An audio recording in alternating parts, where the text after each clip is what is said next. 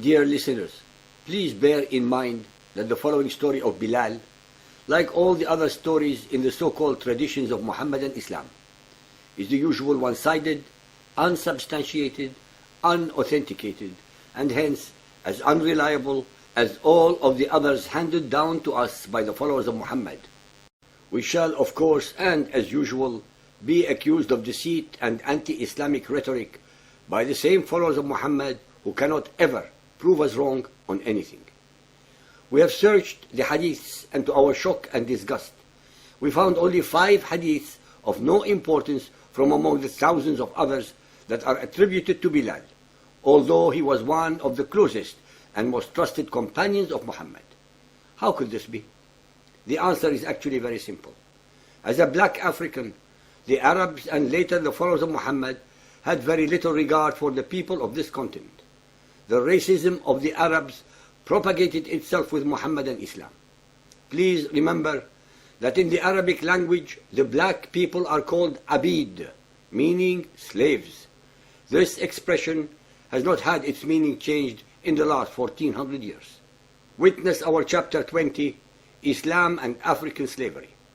Also witness what the light-skinned Arabized people of the Sudan have been and are doing to the Christian and animist blacks in the south, or the Muhammadan Muslim blacks in Darfur. These are actually acts of genocidal racial superiority, not religious differences. We shall, of course, get the usual denials from both the followers of Muhammad and their apologists, but the facts and reality are there for all to see. Bilal bin Rabah, born 580, died 642 AD, was an Abyssinian or Ethiopian slave who, in the Muhammadan tradition, is called Bilal al-Habashi, meaning Bilal the Abyssinian. He was born in Mecca, Arabia, from a slave parenthood about 580 AD. His father was an Arab slave named Rabah, and his mother was an Abyssinian slave named Hamama. He was one of the earliest converts to Muhammadan Islam. Traditionally, black Africans were considered by the Arabs as lowly human beings who thought them to be of little use beyond entertainment and slavery. Read what Abu al-Hasan ibn Ali al-Mas'udi, an Arab historian and geographer, circa 896 to 956, known as the Herodotus of the Arabs, thought of the black Africans. Sir William Muir, in his The Life of Muhammad, page 59, says, he was tall, dark and gaunt, with African features and bushy hair. Some proud and haughty members of the noble Quraysh tribe who despised him called him Ibn Sauda, son of the black woman. Dr. Muhammad Abdul Rauf, in his Bilal ibn Rabah, page 5, says, he was of a handsome and impressive stature, dark brown complexion with sparkling eyes, a fine nose and bright skin. He was also gifted with a deep, melodious, resonant voice. He wore a beard which was thin on both cheeks. He was endowed with great wisdom and a sense of dignity and self-esteem. The traditions tell us that when Bilal converted to Islam, he was put under severe punishment by his pagan Arab slave master, Umayyah ibn Khalaf. Umayyah had him stretched out on his back and tied to stakes beneath the scorching sun of the Arabian desert, and placed a huge stone upon his chest, demanding that he recant his belief in Islam. Bilal, who had no way to fight back but with his heart, nearly at the point of death from thirst and the crushing weight of the huge stone, only would say, Ahad, Ahad, meaning one, that is, one God. He refused to recant his belief in Islam, even if it meant that he would be killed for not doing so. In frustration, Umayyah gave up his effort to make him do so and allowed Abu Bakr, a wealthy merchant who was Bilal's close friend, to purchase his freedom. After Bilal had been ransomed by Abu Bakr, he was later appointed by Rasulullah Muhammad to be the first muezzin, or caller to prayer, of the new Muslim community. As Edward W. Blyden in his Christianity, Islam and the Negro Race, page 327, says, and from those African lips the beautiful sentiment found utterance, prayer is better than sleep, which is repeated every day throughout the Muhammadan world. Bilal was honored and distinguished by Muhammad as the first fruits of Abyssinia. Because of his honesty, Muhammad also made him his personal treasurer and secretary. He participated in every single battle and was an effective and eager warrior. When Abu Bakr was installed as the first Khalifa after Muhammad's death, and the army, organized under the leadership of the Arab general Osama, was marching towards Syria, Bilal came to his friend Abu Bakr and said, "O Khalifa of Rasulullah, I heard Rasulullah say that the most meritorious act of a believer is to struggle in the way of Allah, and I wish to join the army and struggle unto my death." Abu Bakr appealed to Bilal to spare his life for his own sake and to remain beside him in Medina. On account of what Abu Bakr had done for Bilal, and of their mutual love and respect, Bilal yielded to Abu Bakr's appeal, though it was difficult to remain in Medina after the physical presence of Rasulullah had gone. The reign of Abu Bakr was only 2 years.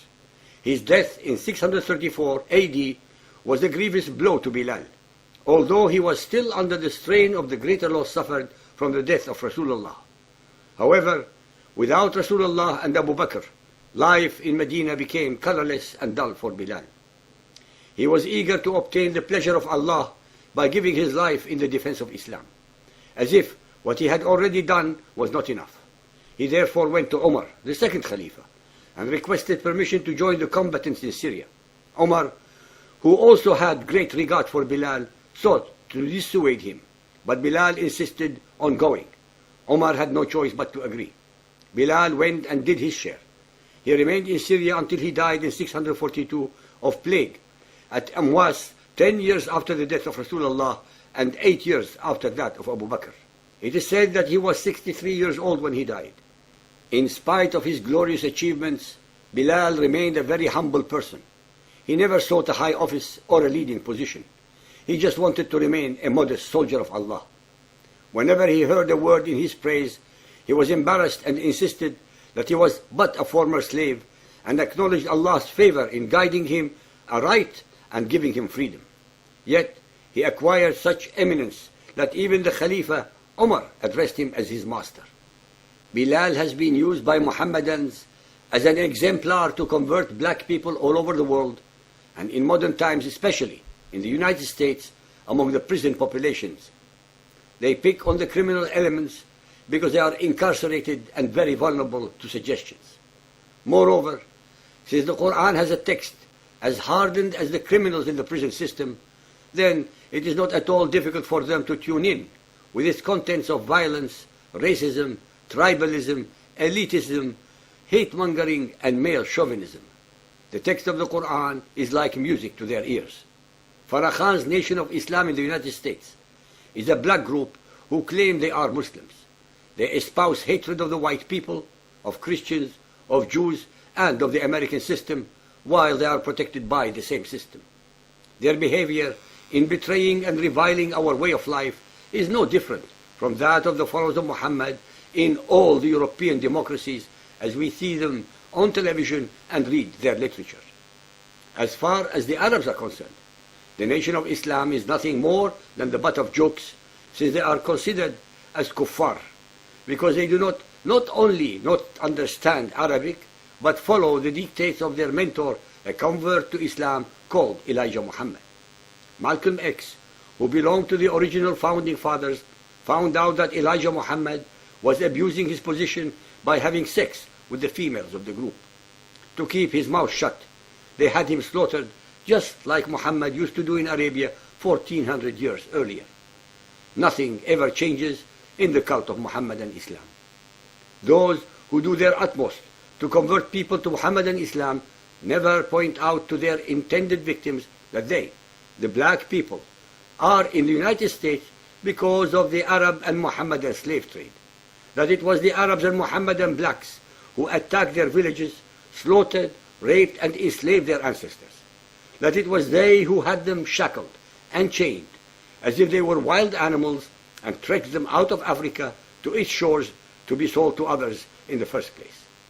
Based upon Bilal's character and association with Muhammad and his most important companions, the Hadiths should have handed down a great number of extremely important and informative stories about Muhammad, his thoughts and deeds emanating directly from Bilal, but this, unfortunately, is not the case. Maybe you, our listeners, can provide a better conclusion than ours.